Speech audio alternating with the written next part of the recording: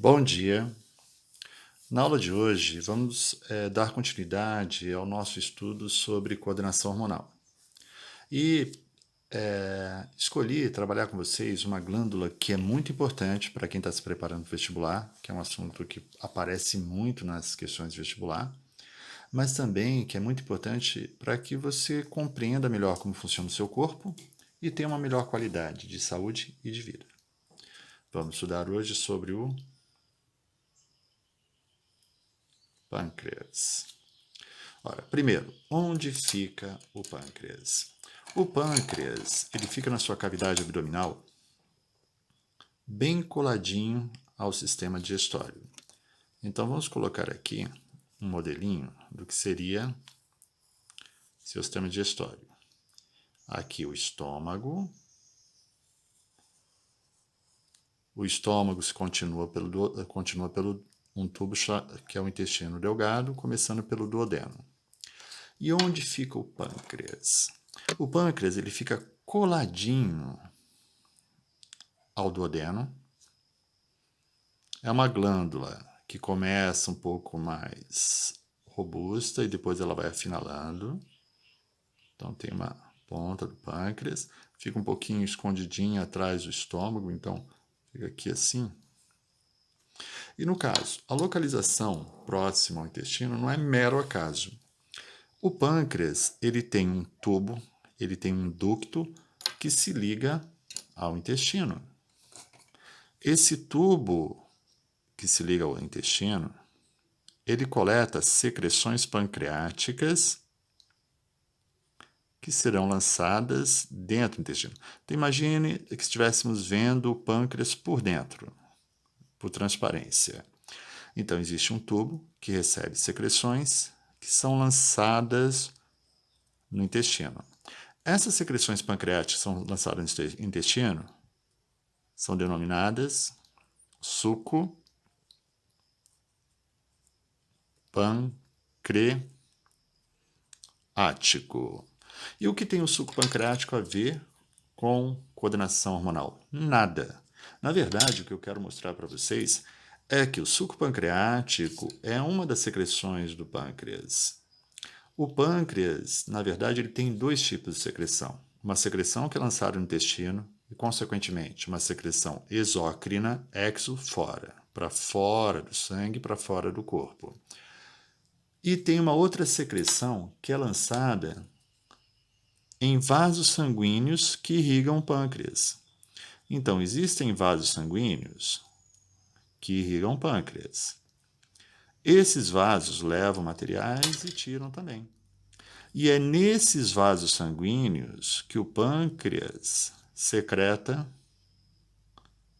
hormônios. E é por isso que o pâncreas é denominado uma glândula mista. Mista por quê? Porque tem uma secreção exócrina e tem uma secreção endócrina lançada no sangue. E nós vamos ver hoje a função endócrina do pâncreas. Agora, o pâncreas, apesar de ser uma glândula só, ele tem células com funções bem distintas. As células que secretam suco pancreático são bem diferentes das células que secretam hormônios. As células que secretam hormônios, elas ficam alojadas nessa porção mais fina do pâncreas, na extremidade do pâncreas, formando pequenos aglomerados celulares, pequenas ilhas celulares. Essas pequenas ilhas de células, se você olha em microscopia, dá para ver entre os tecidos que formam pâncreas aglomerados vinculados a vasos sanguíneos.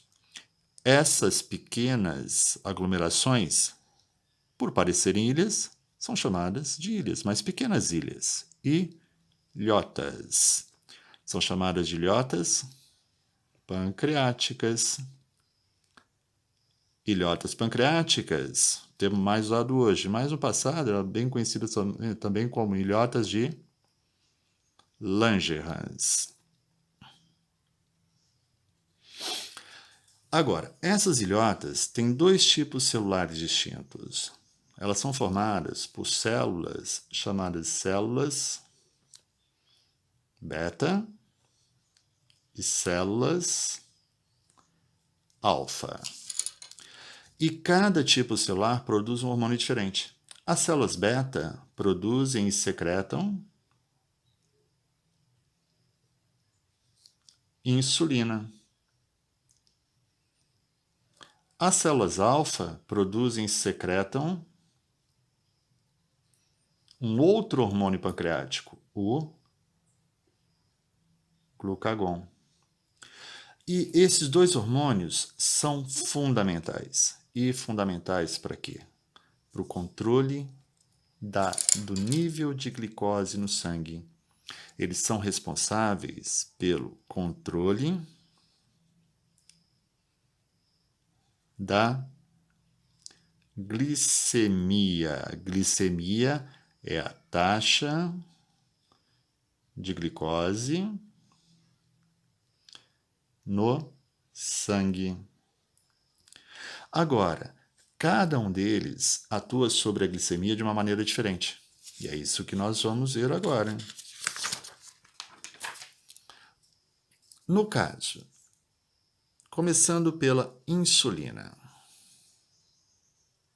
O que a insulina faz? Lembra que todo hormônio trafega pelo corpo, através do sangue. Essa insulina, ela ao chegar às células-alvo, e na verdade, célula-alvo para insulina, praticamente todas as células do corpo. Quase todas as células do corpo têm receptores para insulina, sendo que algumas têm mais receptores que outras. Então, existem células que têm uma sensibilidade à insulina maior. Por exemplo, a célula adiposa ela é bastante sensível à insulina. As células do fígado são muito sensíveis à insulina. Então, quando a gente fala em sensibilidade, significa número de receptores.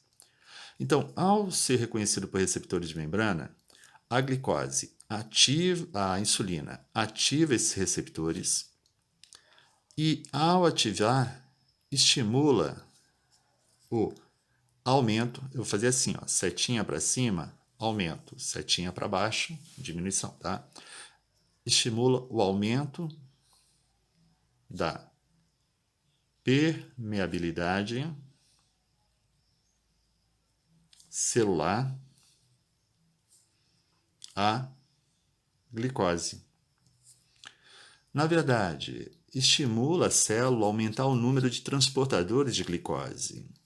Agora, como a insulina é um hormônio proteico, esse hormônio proteico, lembra, hormônios proteicos com uma cadeia de aminoácidos, não atravessa a membrana. Apesar da insulina não ser uma proteína grande, ela não consegue atravessar. Então, ela ativa receptores de membrana que mandam essa mensagem para o interior da célula, aumentando o número de transportadores, aumentando a atividade de transportadores de glicose. E aí, naturalmente, a glicose entra mais fácil na célula. E se a glicose entra na célula, é porque ela sai do sangue. E se ela sai do sangue, a outra função da insulina é reflexo dessa. Ela reduz a taxa de glicose no sangue. Isso quer dizer, ela reduz a glicemia. E é por isso que dizemos que a insulina é um hormônio hipoglicemiante. Hipoglicemiante que reduz a glicemia. Agora, por outro lado, o glucagon. O glucagon ele vai ter um efeito final oposto à insulina. Ele vai ter um efeito final aumentando a glicemia. Mas ele aumenta a glicemia por uma via diferente. Que via é essa? Ele permite que glicose vá parar no sangue. Agora, de onde você vai tirar a glicose para jogar no sangue? Uma reserva. Todo animal é capaz de reservar glicose. Reserva a glicose na forma de um polímero de glicose chamado de glicogênio. E o glucagon estimula o que a gente chama de degradação do glicogênio. Agora, especialmente as células sensíveis ao glucagon e que vão degradar o glicogênio, é o glicogênio do fígado. Por isso que a gente chama de glicogênio hepático. Não liguem para a cachorrada, tá? Eles ficam meio histéricos de vez em quando. Esse glicogênio hepático, ele é uma reserva de glicose na forma de um polímero que vai ser degradado sob estímulo do glucagon. E aí, essa degradação de glicogênio hepático é o que nós chamamos de glicogenólise. Então, você pode chamar de glicogenólise hepática. Bom, agora você já sabe, mais ou menos, qual é a função da insulina no glucagon. Agora, em que situações esses hormônios vão funcionar?